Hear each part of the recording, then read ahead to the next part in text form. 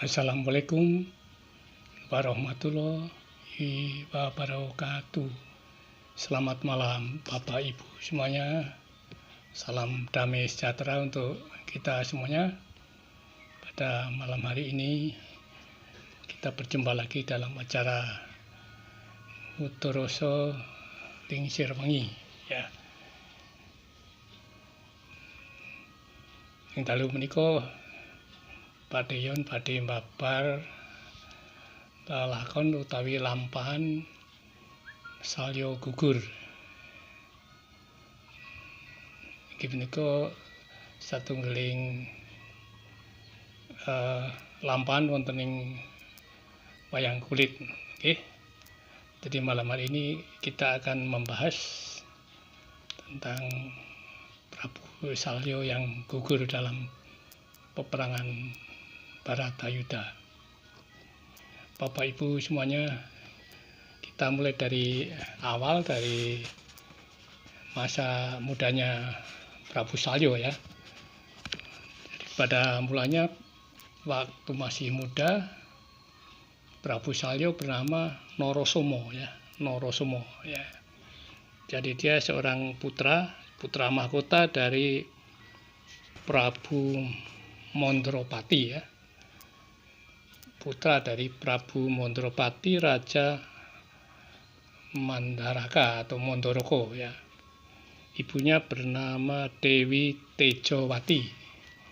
Jadi ibunya bernama Tejawati, bapaknya Raja Mandaraka atau Mandoroko yang bernama Prabu Mandropati ya. Jadi waktu mudanya Narasoma ini waktu masih muda mencari ilmu ya, berguru ke sana kemari dengan beberapa guru, akhirnya berjumpa dengan seorang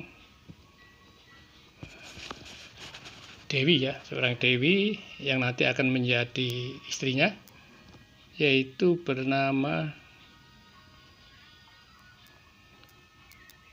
Dewi Pujawati ya, Dewi Pujawati atau Dewi Setyawati.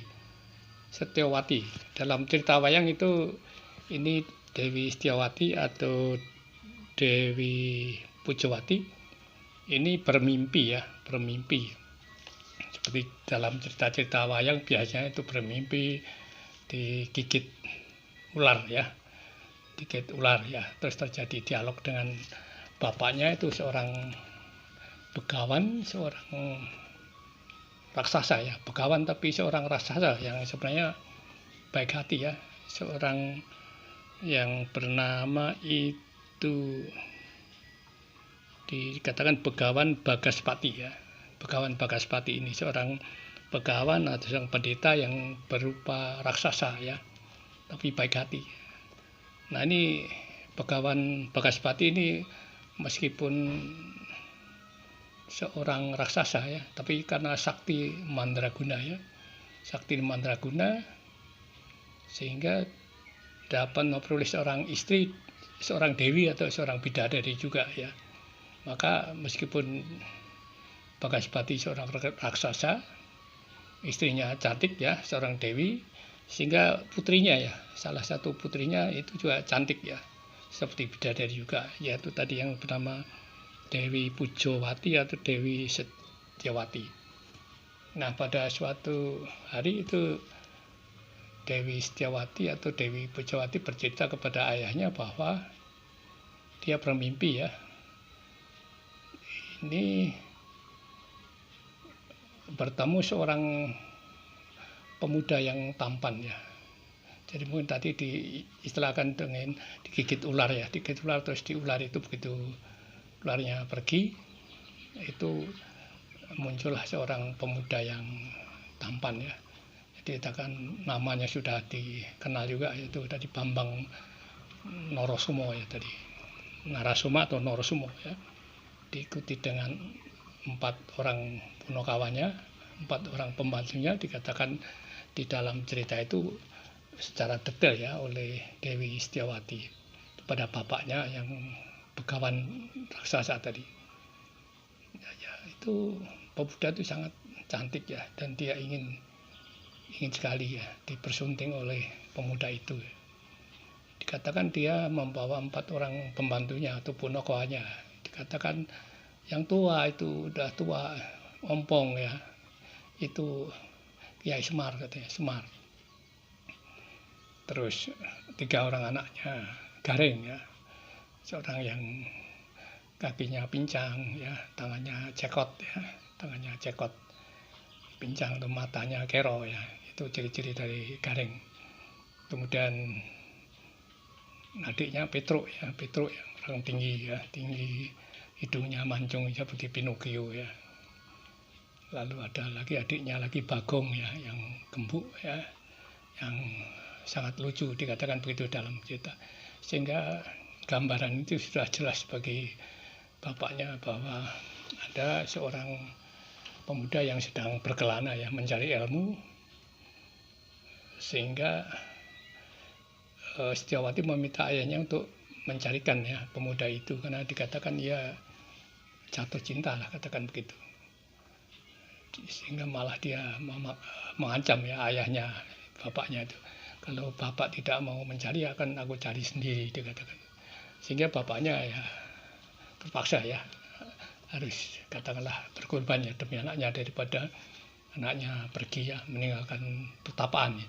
Itu dikatakan dia tinggal di sebuah pertapaan yang namanya Argoblah ya, berada di pedusunan atau di tempat yang terpencil ya. Biasanya kalau pertapaan itu di dekat pegunungan ya, dekat gunung ya.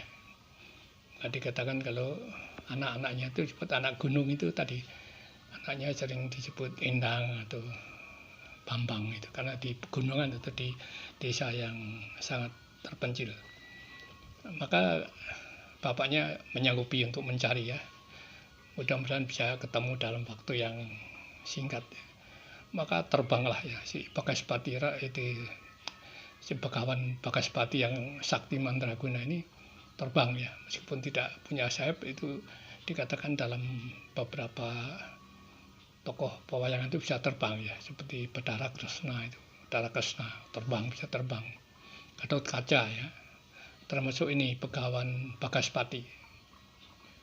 Bahkan dalam tokoh lain ada yang bisa ambles bumi ya, bisa masuk ke dalam tanah ya, atau ke dalam air ya, seperti Antasena itu dikatakan bisa masuk ke tanah atau masuk ke air, juga Antareja ya. Ini Bagaspati ini sakti ya, sehingga dia terbang lalu mencari ke sana kemari, mana ada seorang pemuda yang ganteng, yang cakep, diiringi oleh punakawanya 4 orang ya. Dikatakan tadi ada yang tua, yang gendut, tua, Semar ya, yang tinggi, yang hidungnya mancung kayak Pinocchio yaitu Petruk. Lalu ada yang Gareng, yang kakinya pincang, tangannya ceko ya. Lalu yang Bagong yang gemuk, yang matanya lebar ya. Itu dikatakan ciri-cirinya sudah cukup jelas. Maka Begawan Bagaspati sangat terbang ya di udara mencari di pedesaan-pedesaan ya, masuk hutan-hutan, juga melewati ya tempat-tempat yang sepi ya.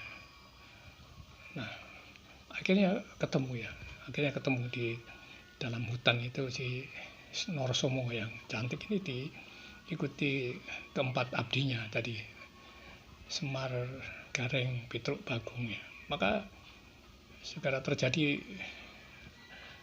dialog ya, sehingga turun jadi Begawan Bagaspati turun dan menjumpai Narasoma beserta keempat punakawannya tadi, dan dikatakan langsung terus terang bahwa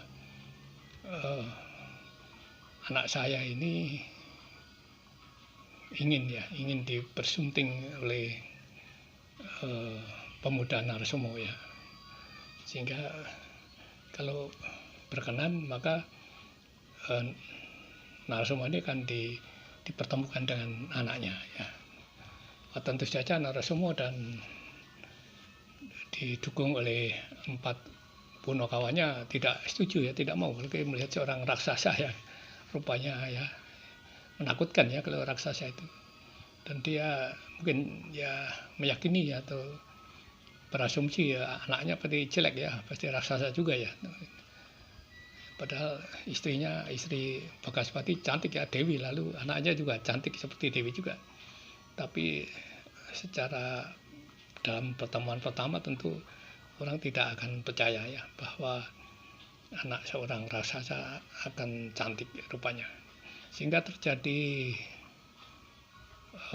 perkelahian lah ya, terjadi perkelahian antara Narasomo dan Begawan Bagaspati yang sakti mandraguna, sehingga tidak sulit ya untuk mengalahkan Narasoma, sehingga dalam waktu yang singkat Narasoma dapat ditangkap dan dibawa terbang oleh Begawan Bagaspati, sehingga abdinya itu Semar Petruk Bagong Garing juga mengikuti dari bawah ya, mencari ke pertapaan Argobelah ya. Alkisah setelah Narasomo ditangkap, sehingga dibawa ke pertapaan ya, ke pertapaan Argobelah untuk dipertemukan dengan anaknya ya, Dewi tadi, Setyawati atau Dewi Pujawati. Nah, setelah bertemu baru Narasoma ya terkejut ya melihat putrinya itu sangat cantik ya. Tapi di dalam perundingan ya terjadi alot juga ya, sehingga akhirnya nanti Narasomo mau juga untuk mempersunting putrinya Setyawati atau Pujawati ya. Tapi secara tidak langsung ya, dia waktu berjumpa dengan Setyawati itu dia mengatakan bahwa sebenarnya dia tidak keberatan lah untuk mempersunting Setyawati itu, tapi dia katakan bahwa dia ya malu ya, supaya malu kalau nanti melihat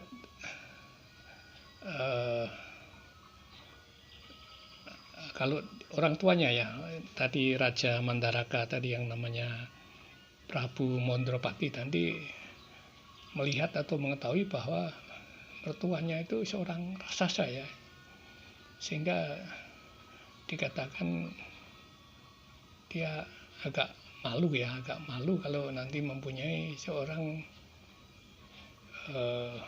mertua yang berwujud raksasa ya.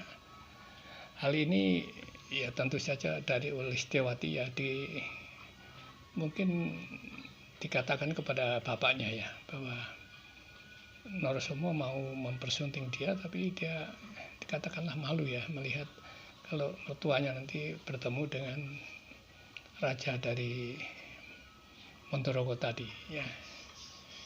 Dan akhirnya Begawan Bagaspati ini dikatakanlah rela untuk dikatakanlah nanti dibunuh oleh Narasomo itu. Jadi di dalam peristiwa itu nanti bahkan Begawan Bagaspati akan mewariskan ya ilmunya yang sangat luar biasa, yaitu Condrobiro. Itu ilmu yang sangat luar biasa, di mana Condrobiro itu dikatakan kalau dia marah atau dalam peperangan dia terdesak, maka muncullah itu raksasa dari badan Bagaspati. Jadi itu kalau dia terjadi peperangan atau mungkin terasa terdesak atau akan kalah, kan keluarlah raksasa yang dari Bagaspati. Nanti raksasa ini kalau musuhnya sakti, raksasa dibunuh akan satu mati tumbuh dua orang dibunuh lagi jadi 4, dan seterusnya sampai jumlahnya bisa ribuan raksasa ini ya, yang luar biasa, kesaktian Begawan Bagaspati yang dulu diberikan oleh dewa ya. Sehingga ini jarang orang yang mempunyai ilmu ini. Nah, ilmu ini nanti akan diwariskan ya kepada menantunya ya. Karena dia sayang sama anak ya, daripada anaknya kecewa ya karena calon suaminya gagal dipersunting sehingga dia terjadi apa-apa ya, sehingga dia lebih baik bapaknya atau Begawan Bagaspati rela ya merelakan nyawanya. Maka dalam suatu itu katakanlah semacam pertempuran ya, pertempuran yang sebenarnya tidak sungguh-sungguh pertempuran ya, tapi hanya supaya terjadi semacam perang ya, jadi yang pertempuran sehingga Begawan Bagaspati ditusuk ya atau ditikam pakai keris oleh Norosomo, dan Begawan Bagaspati merelakan nyawanya. Sebenarnya kalau dia nggak rela itu tidak akan mati ya, karena dia mempunyai tadi kesaktian yang luar biasa lewat ajian Condrobiro ya. Jadi itu ajian Condrobiro kalau tidak rela, artinya yang mempunyai ajian itu rela mati, dia tidak akan mati ya, itu pemberian dewa. Tapi karena Begawan Bagaspati rela ya bahwa dia dibunuh oleh menantunya sendiri, maka akhirnya mati ya Begawan Bagaspati, dan ilmu itu nanti diwarisi oleh Norosomo yang nantinya bergelar Prabu Salya ya. Prabu Salya nanti dia menjadi raja menggantikan ayahnya, yaitu Raja Mondoroko. Nah, ini jadi dikatakan dalam pewayangan tuh dia tuh cerdik ya, pandai, tampan ya, tapi agak sombong ya gitu-gitu. Karena mempunyai ajian warisan dari mertuanya yang berupa Condrobiro itu, yang berupa ribuan raksasa.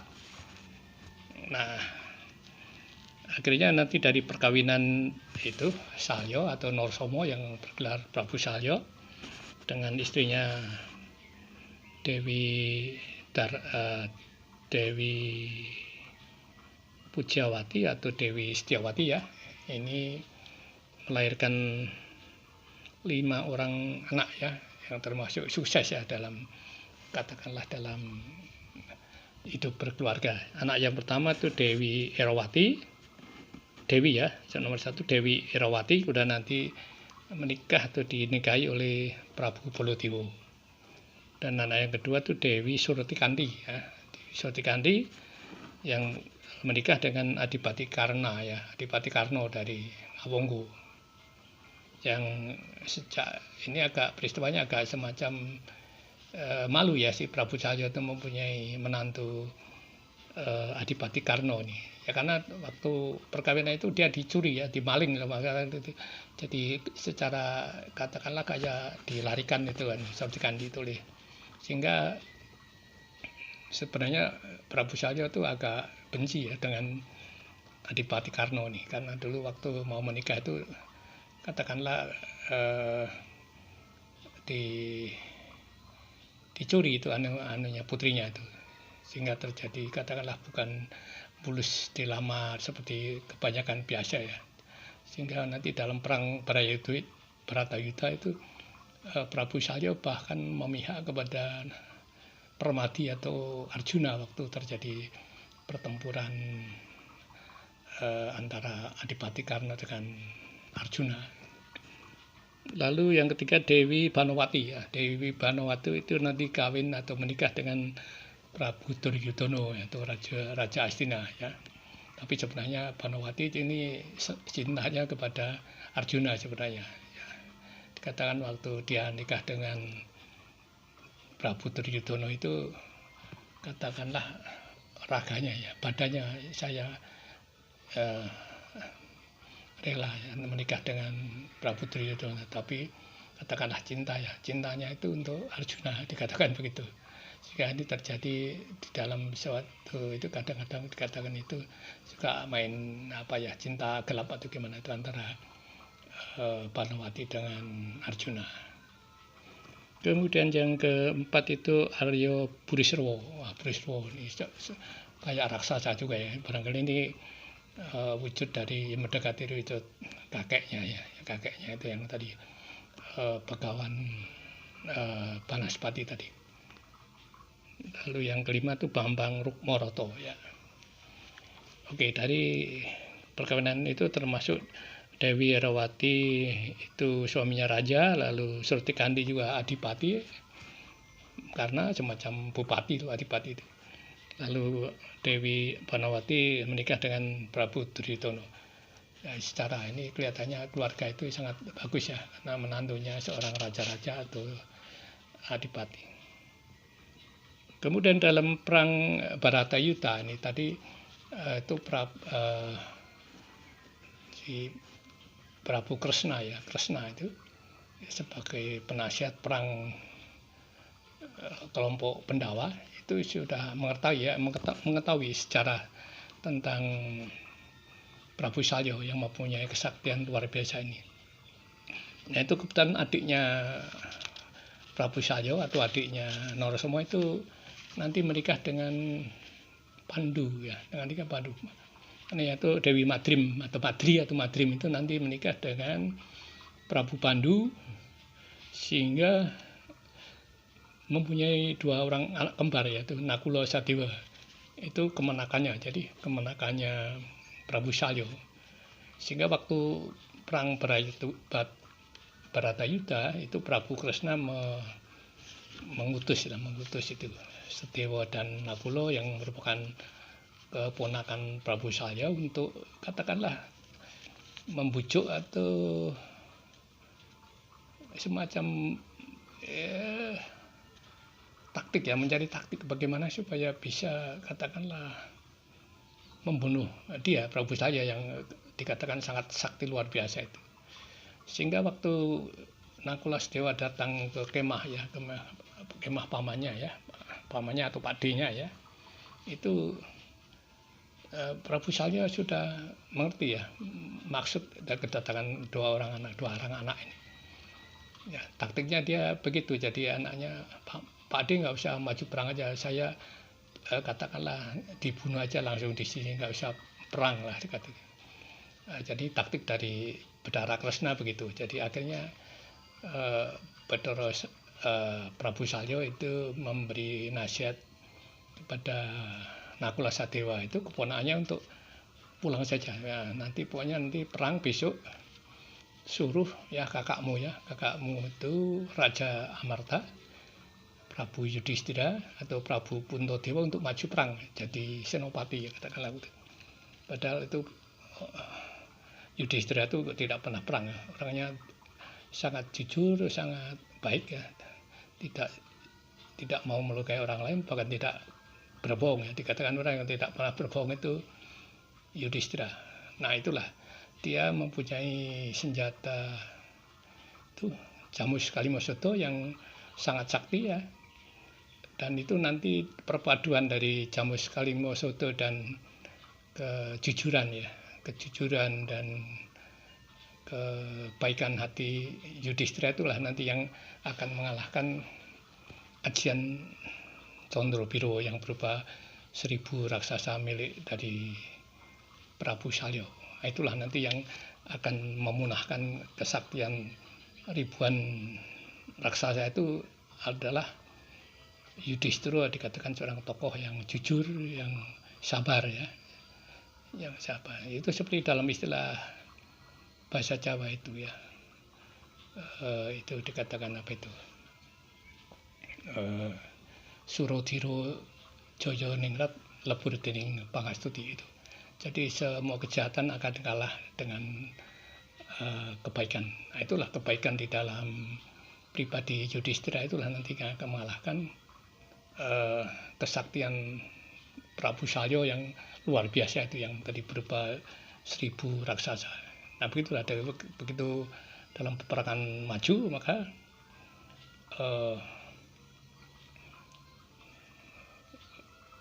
raksasa-raksasa yang berada di dalam tubuh Prabu Salya itu akan katakanlah dikatakan tidak mampu ya mengalahkan Prabu Yudhistira, karena di dalam Yudhistira begitu raksasa itu menggigit badan Yudhistira, itu ternyata darahnya itu bukan darah merah tapi darah putih. Itulah darah seorang, katakanlah, yang tidak berdosa, orang yang tidak pernah berbohong itu.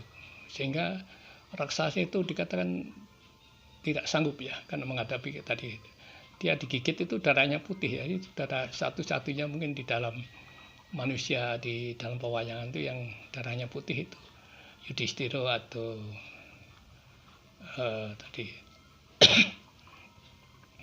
Maka akhirnya karena kesaktiannya itu katakanlah punah ya, karena bentuk raksasa itu kan berbalik kembali ke asalnya. Jadi itu kembali ke kayangan atau milik dewa, itu kesaktian milik dewa itu balik, jadi enggak ada lagi dimiliki oleh Prabu Salya, sehingga akhirnya Prabu Salya gugur juga ya, gugur oleh pusaka Jamus Kalimasada ya. Itulah akhirnya cerita Salya gugur yang juga diceritakan dalam pewayangan. Demikianlah Bapak Ibu pertemuan kita malam hari ini. Apabila cerita ini berguna, silahkan di like, di subscribe dan di share supaya Bapak Ibu mendapatkan video-video yang baru yang akan kami buat untuk selanjutnya, yang kita harapkan dapat lebih baik lagi. Terima kasih atas semua perhatiannya. Wassalamualaikum warahmatullahi wabarakatuh. Selamat malam. Sugeng Dalu.